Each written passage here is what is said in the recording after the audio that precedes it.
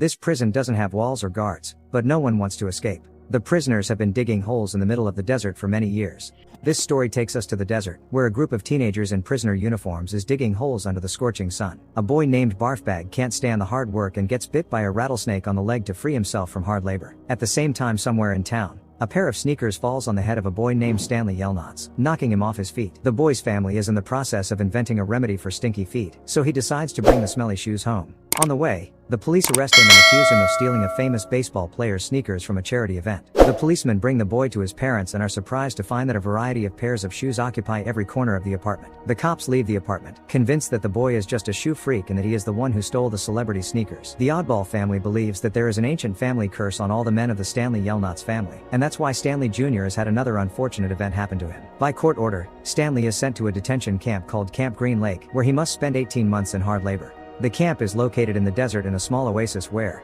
despite the name, there is no lake. At the camp, Stanley meets the camp counselor, who orders him to call him Mr. Sir. He immediately warns the boy that there is no point in escaping from the camp. For hundreds of miles, there is only desert without a single body of water. Attempts to escape will only end with death from the bite of venomous reptiles and the claws of predators. Stanley is given a prisoner uniform and a shovel and is told of his duties. Every day, he will have to dig holes in the desert from dawn to dusk. A correctional camp psychologist nicknamed Mom introduces Stanley to the other boys in the squad he has been assigned. The teens respond only to their nicknames: X-Ray, Armpit, Squid, Zigzag, Magnet, and Zero. Zero is the smallest of the teens and got his nickname because he is constantly silent, meaning he only has zeros in his head. Stanley joins the squad in place of Barfbag, who had gotten bit by a rattlesnake earlier, so the boys first treat him with disdain. At lunch, Stanley talks about what got him into the camp for troubled teens. He was unfairly accused of stealing baseball player Clyde Livingston's sneakers, which he donated to an orphanage. Hearing the boy's story, Zero breaks the silence for the first time and asks Stanley if the sneakers had red crosses on them, and the boy surprisingly confirms his hunch. At night, Stanley recalls his father's stories about their great-grandfather, Stanley Yelnats I. He is the one who started their family curse.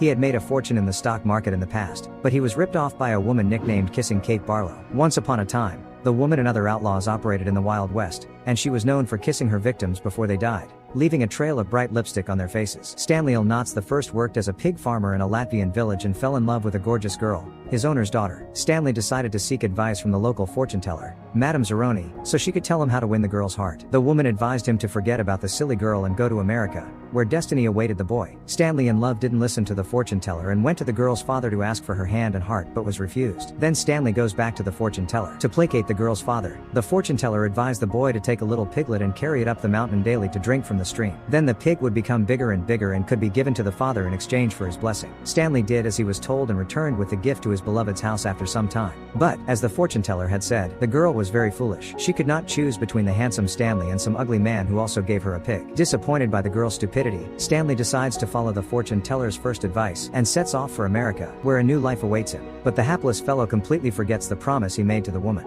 He was to take Madame Zeroni to the same mountain and give her a drink from the streams so that she too would gain strength and youth. Because the boy did not comply with the fortune teller's requirement, the fortune teller cursed his entire male lineage forever. After working in the camp for a few days, Stanley gets used to the local rules and hard work. He notices that none of the boys know what they are digging the holes for. Stanley writes a letter to his parents, in which he lies that he is fine at camp so that his family won't worry. On another day of digging, Stanley finds a fossil and gives it to Mom, hoping he will be given time off for his find. But the psychologist assures him that the warden doesn't care about any fossils. He also tells him there used to be a lake on this land, and all the land around it belonged to the warden's grandfather. The story takes us back 100 years to when the warden's grandfather ruled the town. A man named Sam sells miracle onions, which he says cure all diseases and scare away poisonous lizards. Sam has a crush on the local teacher, Miss Catherine, so he gives her a sack of onions. In return, she gives him a jar of peaches she picked herself. All the men in town are secretly in love with the beautiful teacher, so they watch the couple with envy. Stanley is approached by X-Ray and told that the next time he finds anything, to bring it to him. The boys finally accept Stanley into the group and give him the nickname Caveman.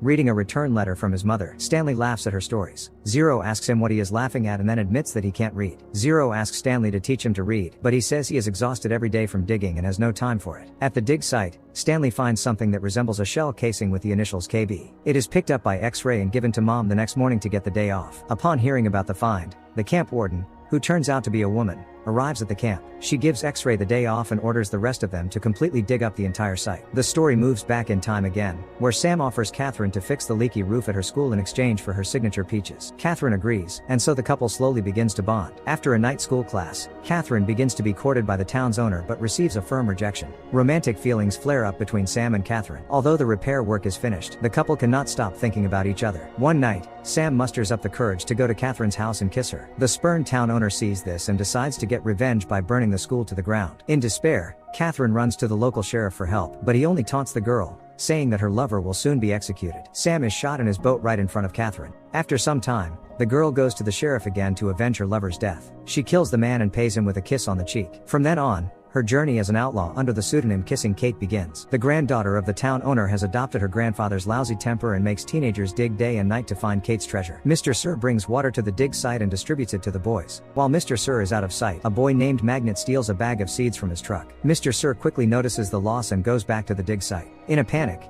everyone starts throwing the bag of seeds back and forth, and it spills at Stanley's feet. Despite the precarious situation, Stanley does not give away any of the squad and takes the blame. Mr. Sir takes the boy to the warden to punish him for the theft, but instead of the expected punishment, the warden scolds Mr. Sir for distracting the boy from his digging. Before returning to the desert, Stanley notices posters in the warden's office showing the search for Kissing Kate. When Stanley returns to the dig, the guys consider him a hero, and Zero digs a hole for him. In gratitude, he offers to teach Zero to read and write. Remembering his previous find, Stanley guesses that what he found in the hole earlier was not a bullet casing but a tube of lipstick with Kate Barlow's initials and shares his discovery with Zero. During their talk, Zero reveals his real name, Hector Zeroni. It turns out that the boy is related to Madame Zeroni, who cursed the Stanley family years ago. But the boys have no idea that their fates are closely linked and continue to bond. Zero tells his friend a story about his mother, who left him alone in the park and disappeared. During their lunch break, Zigzag clutches up with Stanley. The warden arrives at the dig and learns from the boys that Zero is doing some of Stanley's work in exchange for teaching him to read. Stanley tries to convince the adults that the boy is brilliant and should be tutored, to which Mom laughs wryly. He tells Zero that he is so stupid that he does not realize he is stupid.